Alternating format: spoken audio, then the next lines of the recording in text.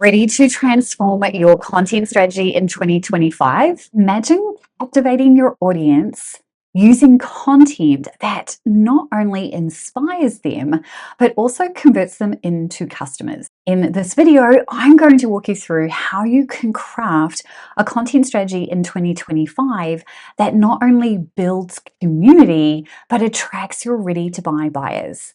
Are you ready? Hey, I'm Elise Cartwright. I'm an online marketing coach and I specialize in helping people integrate their human design, email marketing, and publishing into their business to craft something that is 100% easy and fun for you. And I cannot wait for today's video. So as we head into 2025, everything is changing. Content is changing.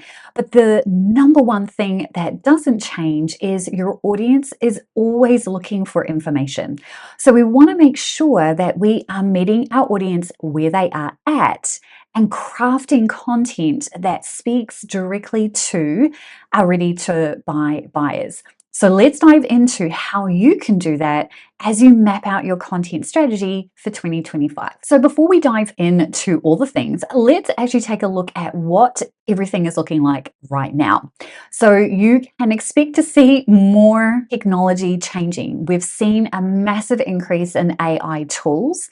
I don't anticipate that changing as we head into 2025. You're also going to notice that your audience starts to shift where they are actually getting their content. And I am predicting that a lot more people are going to be moving off of a mainstream social media and looking for other platforms that allow more freedom of speech, more connection, and ultimately help them find what they are looking for faster. So as you are mapping out your content strategy, you want to think about sustainable content. What does that look like? So there's a few different trends that you'll definitely want to pay attention to heading into 2025, and they are an increased focus on video content. Now, this trend has pretty much been increasing year after year.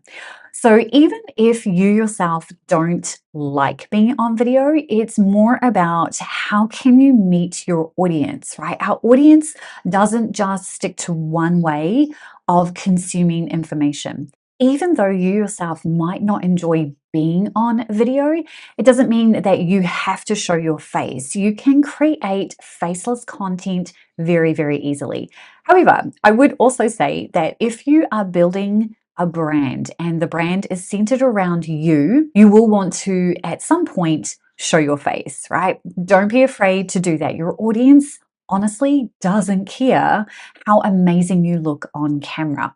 You get to decide what that looks like for you. You're also going to see a larger trend on more niche communities, and I would say communities in general, more focused on very specific topics. People are looking for more connection. So how can you build that into your own content strategy? And then lastly, this kind of points back to what I was just saying. Your audience are going to be looking for authenticity over perfection, right? We are never walking around looking our best all the time. So it's very much about doing what you feel comfortable doing, but also making sure that you're not making everything perfect. It's okay to mess up when you're recording a video. You don't have to edit all the things out. It's about being a real human being, speaking to another human being in the way that you want to deliver that content as you map things out. So once you understand and conceptualize those trends into your own strategy, you can now start to tailor your content for your audience as you move into 2025. So how do you do that? Well, we are going to walk through the steps right now. Step number one is to define your purpose and values for your content as you move into 2025. Now, this is very much about reverse engineering, thinking about the offers that you have, then considering the problems that you're solving, then considering the audience, right? So you can kind of reverse engineer. And then from there, it is defining the purpose of every single piece of content that you're planning to create. Choosing a long form content platform is probably your best option in order to be able to do this. So what's your long form content platform going to be? Are you going to have a YouTube channel? Are you going to have a blog? Are you going to do a podcast? You can do all three if you want, but I definitely recommend picking one and then you can repurpose, right? Particularly if you start with a video, for example, very easy to repurpose into blog post and to podcast content. But it starts with understanding what your purpose and values are first. And it's easier to do that when you know what your offers are. So choose an offer and then reverse engineer from there. The next step is to be really clear on your audience, and in particular, your audience for each offer. So when you're creating your content, it's not that you're going to create your content in silo. In fact, whatever long form content platform you choose, you definitely want to think about creating series of content. So for a blog, you might have a pillar blog post that then branches out into smaller micro pieces of content, but they all funnel back to that pillar content. On YouTube, you might create playlists that have a series of videos. So think about this as a mini series that you might watch on Netflix, and that's how you would create your playlist. You can take the same approach on a podcast by creating limited series within your podcast, and it has 5 episodes, right? That's how you want to think about planning out that content. But it starts by also knowing who the audience is that you're trying to get in front of. And I really encourage you to think about this through the eyes of your ready to buy buyers, right? The people who are actively looking for a solution are your ready to buy buyers. Now, they make up 1 to 2% of your audience. But when you craft content for them, you're going to find them a lot faster. So know who your audience is, and then based on what you kind of mapped out in step 1, then you can start to map out your content strategy. Then the next piece is to develop your content pillars. So we already touched on this, but the easiest way to do that is to think about what content does my audience need to make a decision, right? And this becomes a lot easier if you have a list of all the problems that you're solving for each offer, and then the micro problems that sit underneath that. And then this is where you can start to create those pillars. So the pillar content really is much more applicable for a blog. When it comes to YouTube, you would create it in a playlist. And when it comes to a podcast, you would do it in a limited series that has about 5 episodes in it. However you're crafting that, you just want to think about what's the overarching problem, and then what are the micro problems that fit underneath that overarching problem. And that will help you start to craft out what that looks like. Whatever it is that you're doing, just make sure it always circles back to an offer. And then from there, it is really simple to map out your content calendar. Now, the way that you craft your content calendar is largely going to depend on your promotional calendar, and they kind of work together. So depending on what promotions you've got coming up will influence the content that you create. So that is why you don't really want to map out content unless you have a clear idea of what your promotional calendar looks like.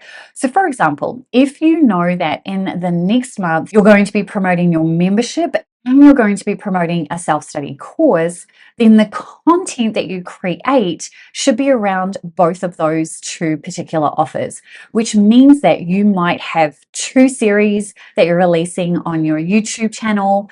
Maybe you're creating 2 limited series on your podcast, or maybe you're creating a 5-part blog series on your blog, right? Whatever that looks like. But each of those scenarios are going to support your promotion, right? So however long your promotion is, whether it's 5 days, whether it's a flash sale, whatever, right? You get to decide. Your content needs to support that. And it also comes down to your actual emails. So thinking about what content am I putting out into the world, and then what am I putting into my email? And then you get to create your content calendar from there. Now I'm going to switch to showing you what that looks like now and how I kind of map that out so that you can actually do this for yourself. Hey guys, Lise here, and I just wanted to quickly walk you through creating your content calendar or your content strategy. Now, I'm showing you a promotion plan because this is essentially how you craft out your content. This is how you decide what it is that you're going to do, because it's always about reverse engineering, starting with an offer, starting with your promotion plan, and then creating your content around that. So in this example here, which I did for one of my members back in August, through the promotion plan from scratch. I do that every single month for members of the 1K Lab and Cultivate. I create their promotion plans based on their offers, and they fill out a form, and this is what I come up with.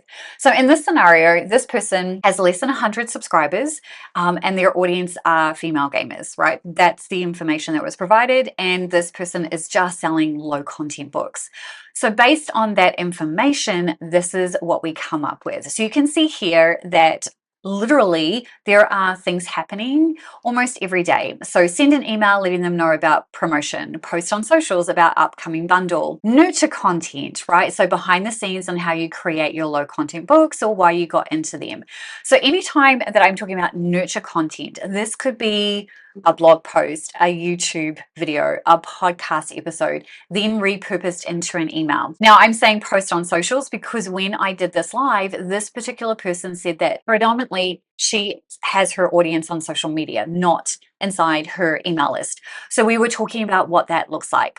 And you can see here that once she gets close to her promotion, what it's actually looking like. And she was doing Be an Angel Day 48-hour promotion on these 2 days. You can see kind of what the build up was like. So I wanted to just quickly show you this, take a screenshot of this, but basically when you're crafting out your content, you have to do it in alignment with your offers as well. I'll see you in the rest of the video. So once you've got your content strategy mapped out for 2025, I want you to remember every single month you want to review what you're doing, what you've got coming up, and what is working and not working so that you can adjust, tweak, and refine. And in fact, I don't actually recommend creating an entire content strategy for 2025. I recommend following along with what your promotion calendar is. And I typically don't map that out more than 90 days so that you can rinse and repeat, have the ability to be flexible and respond to whatever is going on in the world and with your audience. So go ahead, create your content strategy for 2025 with those ideas in mind. So in our next video, we are going to talk about some other components to help you really create an amazing strategy for your business as you head into 2025. That is going to be on your screen now. I will see you in that video.